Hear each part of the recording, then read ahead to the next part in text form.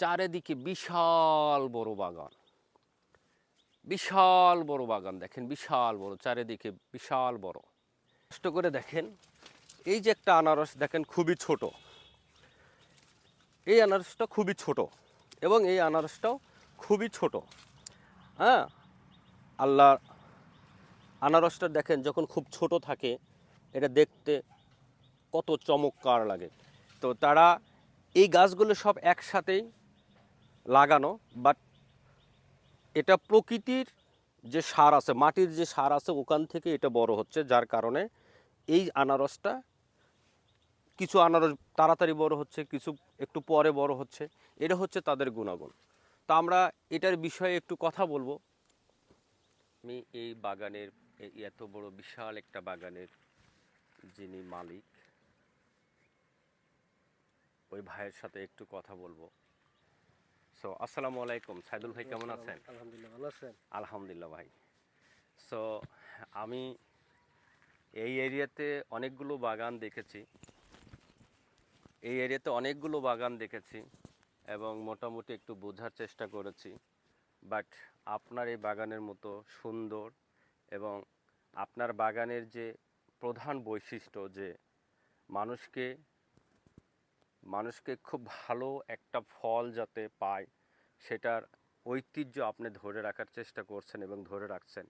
ভাই, আপনার কাছে আমার একটু জানার যে আনারসটা, আমরা যে যে আনারসটা হচ্ছে যে এখন আপনার বড় বা ছোট, এটা কি এক সময় আপনি লাগাইছেন, একই সময় লাগাইছেন? একই সময় লাগানো হয়েছে। আচ্ছা। এখন যে আনারসটা যেটা পাকতেছে, হুম হুম। এটা হলে আপনার ওই গাছটা একটু বড় ছিল, হৃষ্টপুষ্ট ছিল, আচ্ছা যার কারণে ওইটা ওদের আনারস আগে আসছে। আর এই যে এই আনারসটা একটু পরে আসছে, এই গাছটা তখন একটু ছোট ছিল, যার কারণে পরে বাড়িছে এটা আনারসটা। আর আর এই এটা লাগবো ওইটার পরে। আচ্ছা, এই আনারসটা আপনার বাংলাদেশের বিভিন্ন ডিস্ট্রিক্টে চলে যায়, জি, সাথে সাথে এই আনারস কি বাংলাদেশের বাইরেও যায়? বাংলাদেশের বাইরেও এদেরকে আমি একটা নিউজ শুনলাম যে চায়নাতেও আনারস যাওয়ার কথা। মানে নিচ্ছে জি জি, অনেক, এটা অনেকই, চুক্তিপত্র হ্যাঁ, করতেছে। অনেক ইম্পোর্টাররা আছে, তারা হচ্ছে বাংলাদেশ থেকে নেয়, জি, এক্সপোর্ট করে। আচ্ছা। সো আপনার এই বাগানের সম্পূর্ণ কাজ, মানে লাগানো থেকে শুরু করে বিক্রি পর্যন্ত, এটা কত, কেমন একটা সময় লাগে, সময়? আচ্ছা, এখন আপনার গত বছরের আমরা জানুয়ারিতে লাগাইছি, আরেক জানুয়ারি গেছে গা।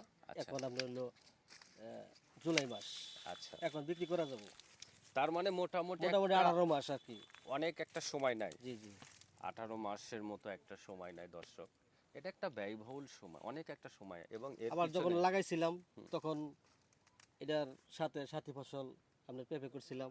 আচ্ছা পেঁপে আপনার গত বছর বিক্রি করছি। আচ্ছা আচ্ছা। এই তারিখেও দেখা যায় পেঁপে এখন গাছ কম আছে। আপনার গত বছর তো বিক্রি করছি, এখন গাছ একটু কম আছে, এখনো পেঁপে ধরছে।